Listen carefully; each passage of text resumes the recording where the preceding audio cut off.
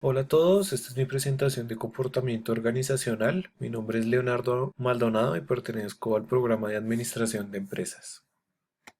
Primero vamos a definir lo que es comportamiento organizacional y hablamos de todo lo que tiene que ver concretamente con las situaciones relacionadas al empleo. Hablamos cómo el comportamiento afecta en el rendimiento de la organización, en la conducta de los empleados, el trabajo, el ausentismo, la rotación de oficio, la productividad, el rendimiento humano y la gerencia. Hay diferentes teorías administrativas del comportamiento organizacional. Para el desarrollo de esta actividad cogí la teoría científica. Vamos primero que todo a hablar del contexto histórico de la teoría científica y esta nace a finales de la Revolución Industrial y comienzos de la Primera Guerra Mundial. Está entre los siglos XX y XIX. A finales de los siglos XIX están las grandes empresas y comienza el siglo XX en donde se busca la eficacia, la racionalidad, la organización, la productividad y ganancia de las nacientes plantas. El contexto social, como consecuencia pues de la revolución industrial, se produjo un traspaso de población del campo a la ciudad. El antiguo agricultor se convirtió en obrero industrial. Como consecuencia de este crecimiento de población, se debía vivir en espacios reducidos. No había comodidades, se carecía de higiene, se carecía de protección legal, habían jornadas extensas de trabajo y salarios miserables. El contexto económico, pues debido a la industrialización tuvo un gran impacto económico. Para esa época había maquinarias de producción en serie que estaban comenzando a nacer, el uso de nuevas fuentes de energía, aunque utilizaban mucho el carbón, revolución del transporte, aparición de grandes empresas y desarrollo del capitalismo.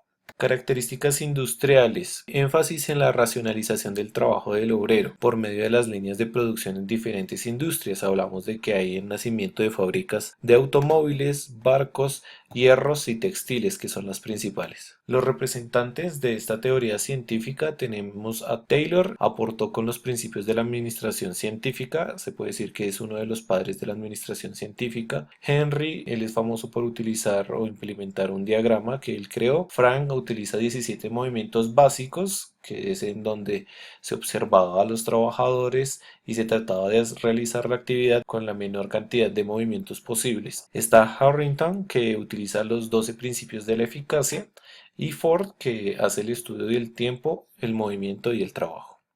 Principios fundamentales de la teoría científica. Tenemos el principio de la planeación. Se dice que para no improvisar al realizar el trabajo. Después está el principio de la preparación, que es generar condiciones adecuadas organizando el trabajo. Principios de control, en donde se supervisa que todo se hiciera según lo previsto. Principio de ejecución, que implicaba disciplina en la realización del trabajo. La contribución de la teoría científica, pues nace el concepto de lo que es eficacia. Hay un estudio de tiempo y movimientos de esa época, división del trabajo especializado, producción en serie, pagos mediante incentivos y premios, estandarización y supervisión de funciones.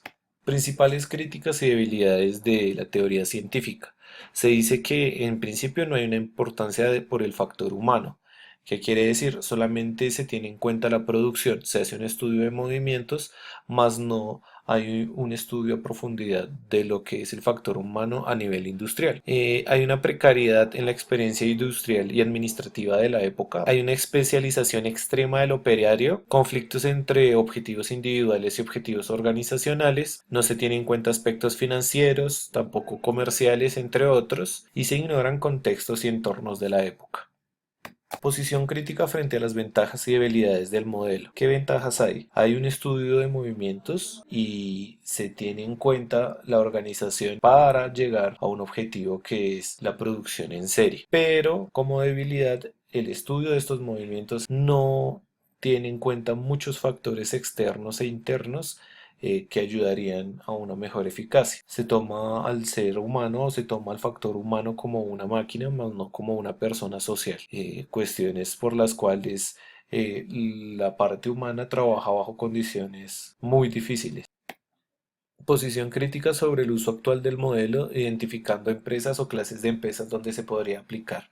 Podemos decir que la teoría científica es la base de la administración, son comienzos de la administración, pero actualmente no se utiliza de tal manera como se creó. Para esta época actual se tiene en cuenta la satisfacción del empleado para que haya un mayor rendimiento a nivel empresarial.